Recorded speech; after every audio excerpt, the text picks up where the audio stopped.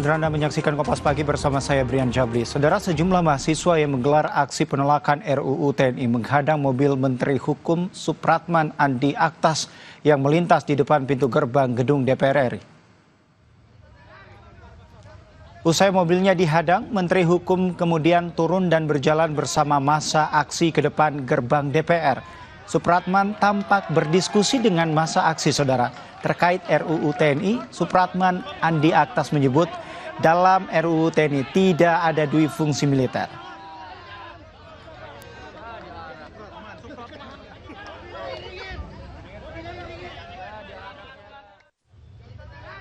Apa yang menjadi tuntutan teman-teman adik-adik mahasiswa itu sudah didengar oleh pemerintah dan juga oleh DPR.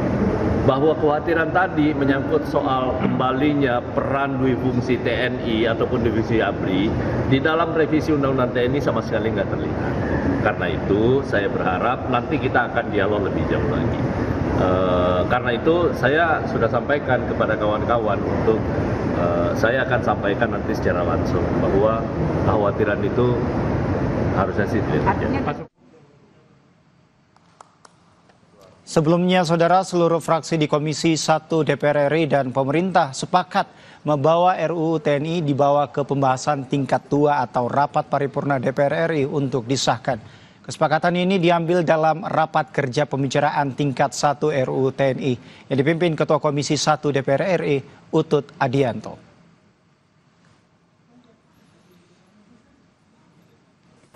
Sekali lagi kami minta persetujuan yang terhormat Bapak Ibu anggota Komisi 1 DPR RI dan pemerintah, apakah RUU tentang perubahan atas Undang-Undang Nomor 34 Tahun 2004 tentang TNI dapat kita setujui untuk selanjutnya dibawa ke pembicaraan tingkat 2 pada rapat paripurna DPR RI untuk disetujui menjadi undang-undang? Terima kasih. Saudara, menjelang pengesahan rancangan Undang-Undang TNI, masyarakat sipil mendirikan tenda di depan pintu gerbang Pancasila DPR RI pada Kamis dini hari sebagai bentuk penolakan adanya rancangan Undang-Undang TNI. Sebanyak 20 orang mendirikan tenda di depan gerbang gedung DPR RI. Selain menolak RUU TNI, mereka juga mempertanyakan rapat RUU yang digelar di hotel mewah yang berlangsung tertutup. Mereka kecewa lantaran anggaran itu semestinya untuk kesejahteraan masyarakat.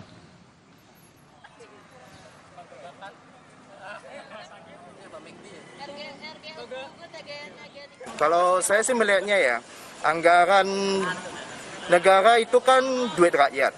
Seharusnya dipergunakan untuk kesejahteraan rakyat.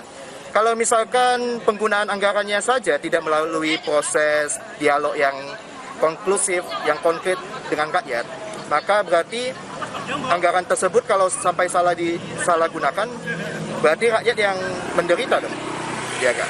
Jadi maka seharusnya anggaran, efisiensi dan lain sebagainya itu tujuannya untuk kesejahteraan rakyat. Jangan tiba-tiba lagi efisiensi tapi malah rapat tertutup di hotel mewah. Saudara, lebih lengkap terkait dengan rapat paripurna di DPR, kita bergabung dengan jurnalis Kompas TV ada Renata Panggalo dan juru kamera Wandi Jansen. Selamat pagi, Renata.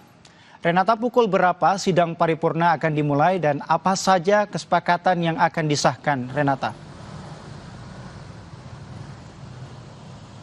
Ya, selamat pagi Brian dan juga saudara. Rapat paripurna untuk mengesahkan revisi Undang-Undang TNI akan digelar pada pukul 9.30 waktu Indonesia bagian Barat, bertempat di ruang rapat paripurna Gedung Nusantara 2 Kompleks Parlemen Jakarta. Memang rapat paripurna untuk mengesahkan revisi Undang-Undang TNI merupakan tindak lanjut dari kesepakatan antara pemerintah dan juga Komisi 1 DPR dalam rapat tingkat 1 kemarin, di mana sudah sepakat untuk mengesahkan revisi Undang-Undang TNI pada paripurna atau rapat paripurna pada hari ini. Dan yang kami pantau sejak tadi pagi, memang situasi di sekitar kompleks parlemen ini sudah mulai banyak penjagaan yang dilakukan oleh anggota TNI Polri.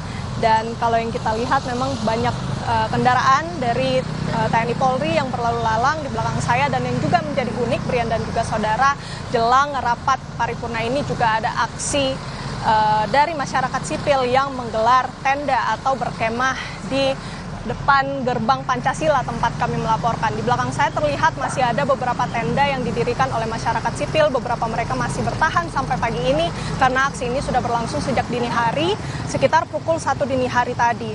Dan mereka berharap aksi ini akan terus digelar untuk mencegah atau membatalkan rapat paripurna yang akan mengesahkan revisi Undang-Undang TNI. Sebenarnya aksi ini dilakukan oleh masyarakat sipil selain untuk mencegah revisi Undang-Undang TNI ini disahkan, mereka juga melakukan aksi ini untuk mengungkapkan kekecewaannya pada rapat yang digelar yang terkesan tertutup, terburu-buru, apalagi pada saat anggota DPR bersama pemerintah ini ketahuan menggelar rapat panja di sebuah hotel mewah beberapa waktu lalu.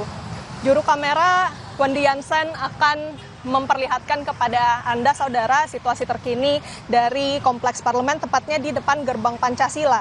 Nah, di sini memang merupakan salah satu titik yang digunakan atau biasanya digunakan oleh massa aksi, baik itu dari aktivis, mahasiswa, masyarakat sipil untuk menggelar demonstrasi. Dan memang sejak dini hari tadi, sekitar pukul 1, masyarakat sipil dari kalangan warga sipil ini berkumpul di depan gerbang Pancasila, mendirikan tenda untuk menyatakan protesnya, menyatakan kekesalannya, dan meminta agar revisi Undang-Undang TNI ini bisa dibatalkan. Karena mereka merasa bahwa dengan adanya revisi Undang-Undang TNI ini ditakutkan atau dikhawatirkan dapat memunculkan kembali dui fungsi militer atau dui fungsi TNI, yang dimana dengan perluasan tugas-tugas, perluasan jabatan yang dapat diemban oleh seorang prajurit TNI, ini dikhawatirkan dapat mempengaruhi bagaimana cara mereka berinteraksi nanti dengan masyarakat sipil yang juga terlibat tentu di dalam organisasi atau kementerian lembaga di tempat mereka ditempatkan menggunakan cara-cara militer. Ini yang mereka khawatirkan. Jadi memang mereka ini berharap revisi Undang-Undang TNI ini bisa dibatalkan dan aksi ini akan terus digelar sampai tuntutan mereka ini kemudian dipenuhi. Ya, Prian dan juga saudara, memang ada beberapa poin-poin krusial atau pasal-pasal yang berubah dalam revisi Undang-Undang TNI ini. Misalnya pada pasal 3 terkait kedudukan TNI yang dimana kebijakan dan strategi pertahanan serta dukungan administrasi yang berkaitan dengan aspek perencanaan strategis TNI itu berada di dalam koordinasi Kemenhan. Kemudian pada pasal 7 terkait dengan operasi militer selain perang yang dimana pada Undang-Undang Nomor 34 tahun 2004 itu berjumlah sebanyak 14 operasi militer, maka ini ditambah ada 2 menjadi 16, yakni penambahannya yaitu untuk membantu menanggulangi ancaman siber dan membantu dan menyelamatkan WNI serta kepentingan nasional di luar negeri. Selain itu juga ada pasal 47. Jadi pada Undang-Undang Nomor 34 tahun 2004 ada sebanyak 10 kementerian lembaga yang bisa diduduki posisinya oleh prajurit TNI. Namun dalam revisi Undang-Undang TNI ini nantinya akan ada penambahan 5 kementerian lembaga, yakni BNPP, kemudian BNPB, BNPT, kemudian Badan Keamanan Laut, dan juga Kejaksaan Republik Indonesia. Dan selanjutnya juga masih ada pasal 53 yang mengatur tentang batas usia pensiun prajurit TNI, di mana untuk Bintara dan Tamtama ini pensiun pada usia 55 tahun, perwira hingga pangkat kolonel pensiun pada usia 58 tahun, Pati Bintang 1 pensiun 60 tahun, Pati Bintang 2 usia 61 tahun, Pati Bintang 3 pensiun usia 62 tahun, Pati Bintang 4 bisa pensiun pada usia 63 tahun, dan ada juga pengecualian apabila sesuai diskresi presiden atau keputusan presiden, ini masa kedinasannya bisa diperpanjang sebanyak 2 kali. Itulah beberapa poin-poin krusial atau pasal-pasal yang nantinya akan berubah dalam revisi Undang-Undang TNI.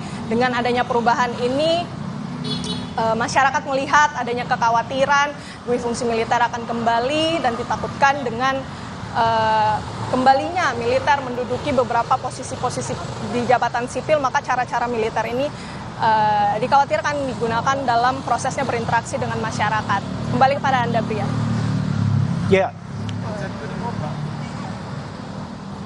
Ya, terima kasih atas informasi Anda, jurnalis Kompas TV Renata Panggalo langsung dari Gedung DPR RI Senayan, Jakarta. Selamat bertugas kembali.